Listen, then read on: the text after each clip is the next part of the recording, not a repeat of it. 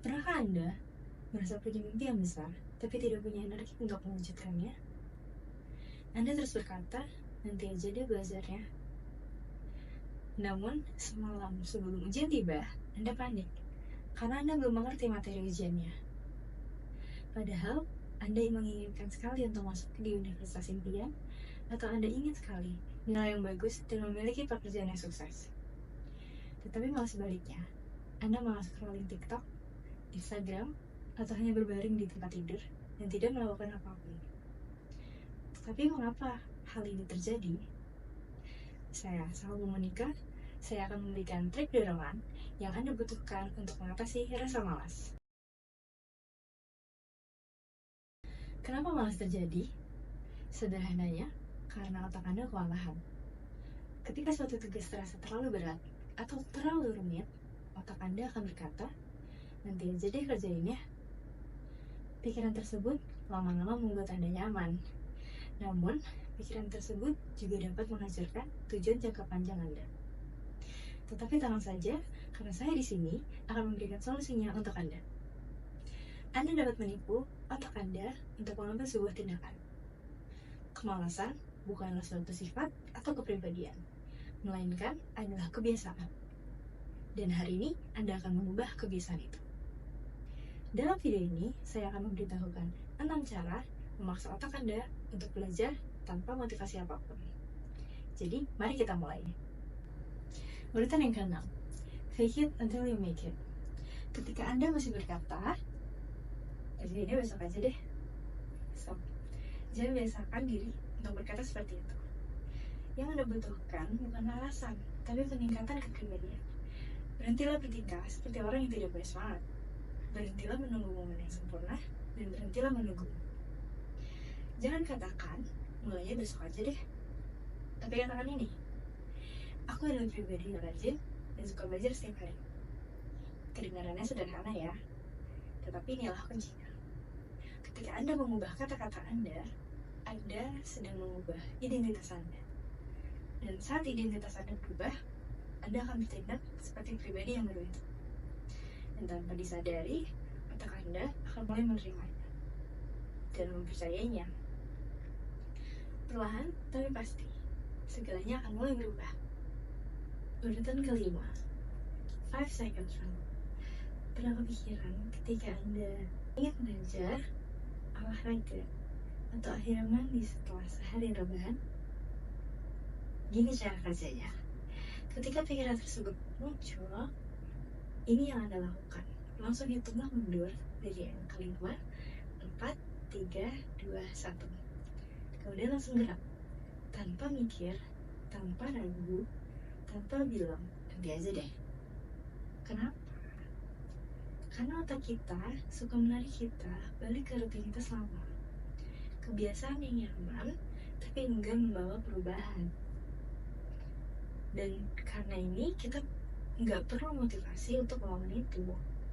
Motivasi itu datang dan pergi. Yang kita butuhkan hanya satu perintah sederhana. 5, 4, 3, 2, 1. Langsung gerak. Sebelum otak kita punya waktu untuk protes, kita sudah duluan bergerak. Hanya itu kuncinya. Mulai sekarang, kapanpun Anda merasa ingin berubah, jangan tunggu siap. Jangan tunggu mood, langsung hitung. Langsung jalan. Urutan yang keempat, dari gini ke fact. Tahukah Anda, ada sebuah gangguan yang psikologis kecil yang sebenarnya dapat membantu kita yang suka menunda-nunda. Namanya Zeigarnik Effect. Efek ini menjelaskan bahwa otak kita akan terus mencari mengerjakan tugas yang sudah kita mulai tapi belum selesai. Lucu ya? Tapi justru ini bisa kita manfaatkan. Cara kerjanya seperti ini. Saat Anda mulai mengerjakan sesuatu, walaupun hanya sedikit, otak akan terus merasa terganggu karena tugas itu belum selesai. Dan karena itu, otak akan terus mendorong kita untuk balik dan menyelesaikan tugas tersebut. Jadi daripada kita menunggu, stres, atau sekedar merasa bersalah karena kita belum mulai, Cukup mulai saja dulu selama 5 menit. Seperti ini contohnya. Kamu mau menulis esai? Bukalah Google Docs, Microsoft Word, dan tulislah satu kalimat. Kamu mau belajar? Bukalah bukumu dan baca cepat, dan lanjutkan. Sebelum Anda sadar, Anda sudah on track. Tanpa drama, tanpa tunggu motivasi, dan yang pasti lebih baik dibandingkan scroll TikTok sambil menyalahkan diri sendiri.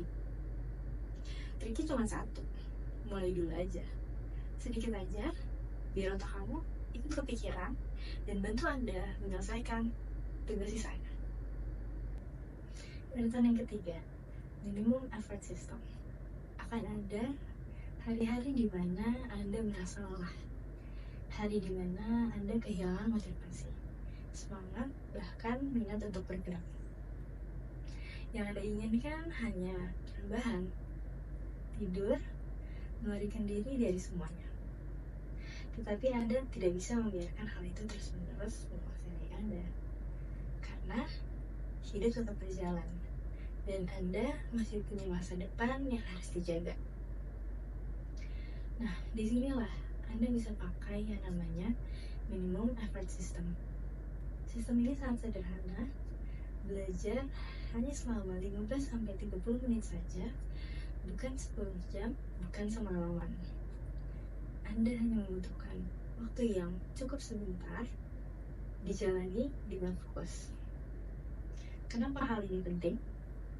Karena dengan begitu, Anda tetap muncul untuk diri Anda sendiri, Anda tetap menjaga ritme, Anda tetap melatih otak Anda untuk konsisten, bukan perfeksionis.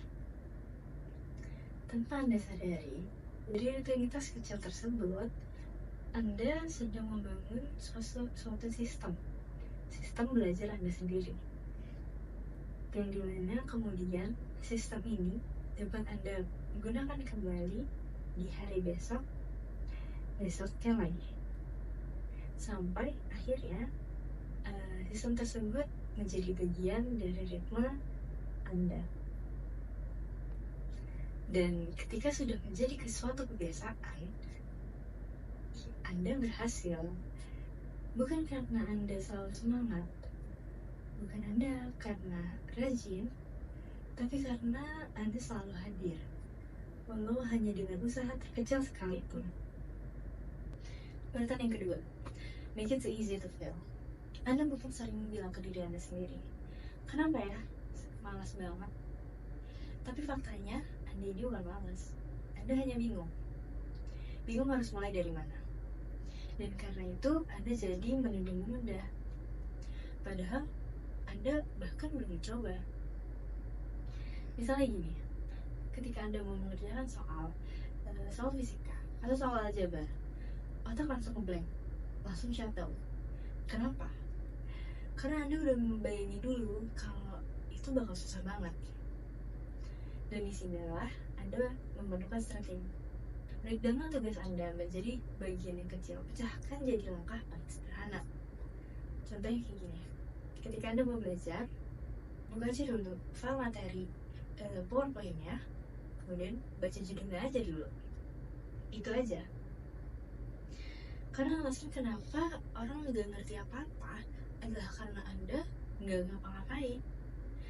Anda terus menunggu mood, menunggu semangat, padahal langkah pertama aja belum Anda lakukan. Jadi tipulah otak Anda. Buat langkah pertama Anda menjadi kecil, sampai Anda nggak sadar bahwa Anda sebenarnya sudah memulai. Dan begitu Anda mulai, satu halaman akan berubah jadi 2 halaman. 2 halaman berubah jadi 3 halaman. Dan ya, Anda sedang belajar. Bukan rebahan, bukan scrolling TikTok, tapi benar-benar bergerak. Ingat, Anda nggak perlu untuk menunggu semangat. Anda cuma perlu satu langkah kecil. Urutan pertama, studying without feeling like you're studying. Gimana kalau ternyata Anda bisa belajar tanpa merasa seperti otak Anda ini sedang disiksa?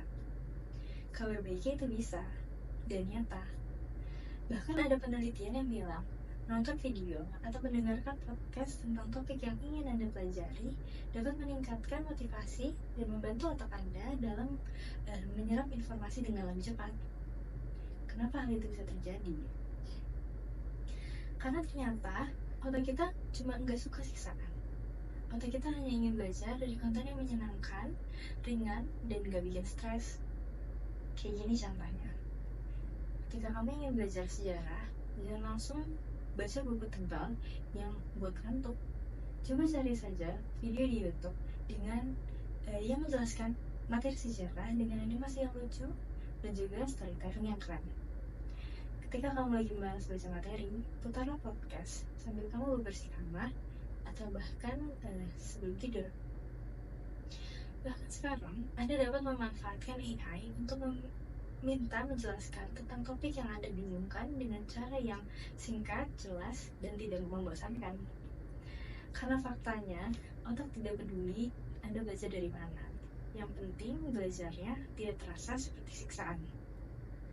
Jadi, mulai sekarang, berhenti tunggu mood, berhenti cari motivasi, cukup ambil satu langkah kecil hari ini juga. Saya, Salma Monica, dan ingat, malas bukanlah identitasmu. Anda hanya butuh cara yang lebih cerdas untuk memulai. Let's grow, pelan tapi konsisten.